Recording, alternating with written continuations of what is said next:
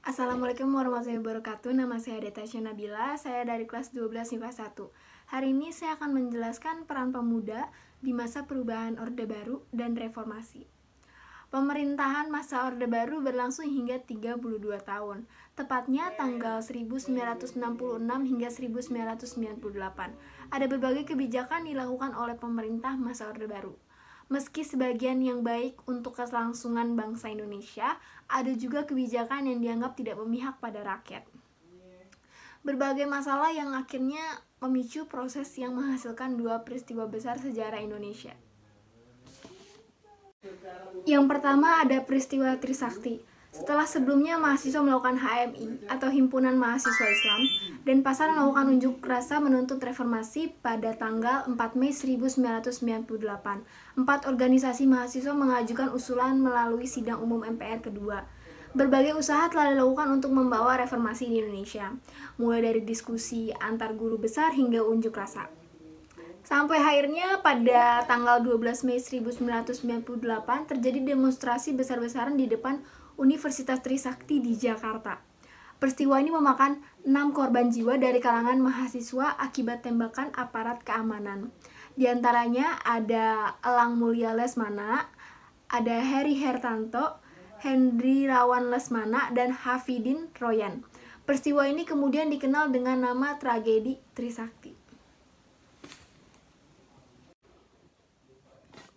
Namun peristiwa tersebut tidak membuat semangat mahasiswa menjadi surut dan justru menyulut adanya demonstrasi yang lebih besar pada tanggal 13 sampai 14 Mei 1998. Di Jawa Tengah, mahasiswa menduduki kantor DPRD Jawa Tengah dan memaksa para wakil rakyat untuk turut dalam aksi keprihatinan.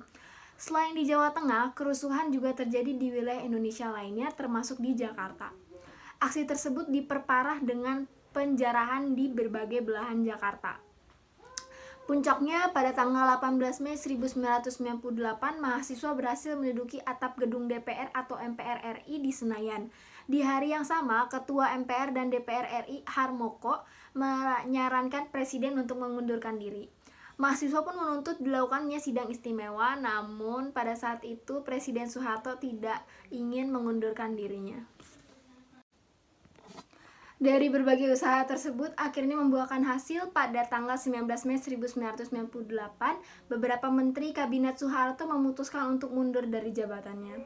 Kondisi yang semakin tidak terkendali akhirnya memaksa Soeharto untuk meletakkan jabatannya di depan Mahkamah Agung pada tanggal 21 Mei 1998 pada pukul 10 pagi. Pada saat yang sama, Soeharto kemudian menunjuk wakilnya B.J. Habibie untuk menggantikan posisinya. Lanjut untuk peristiwa kedua, yaitu peristiwa Semanggi 1 dan 2 pada November tahun 1998. Pada November tahun 1998, pemerintahan transisi Indonesia mengadakan sidang istimewa untuk membahas agenda pemerintahan serta pemilu. Mahasiswa bergolak kembali karena tidak mengakui pemerintahan B.J. Habibie dan tidak percaya dengan anggota DPR atau MPR ketika itu. Mereka juga mendesak untuk menyingkirkan militer dari politik serta menuntut pembersihan pemerintahan dari orang-orang masa Orde Baru. Saat itu, apapun yang dilakukan oleh mahasiswa mendapat perhatian ekstra dari pimpinan universitas karena mahasiswa berada di bawah tekanan aparat.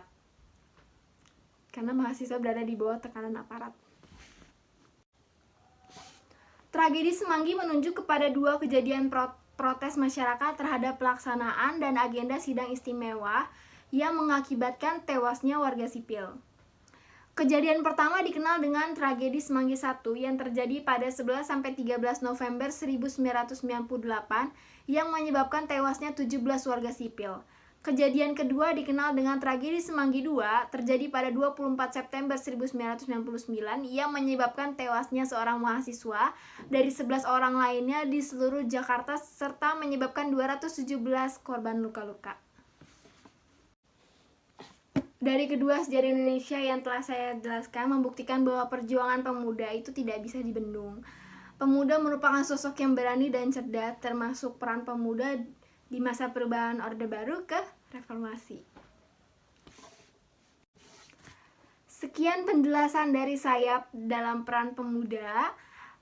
Kurang lebihnya mohon maaf. Wabillahi taufiq walhidayah. Wassalamualaikum warahmatullahi wabarakatuh.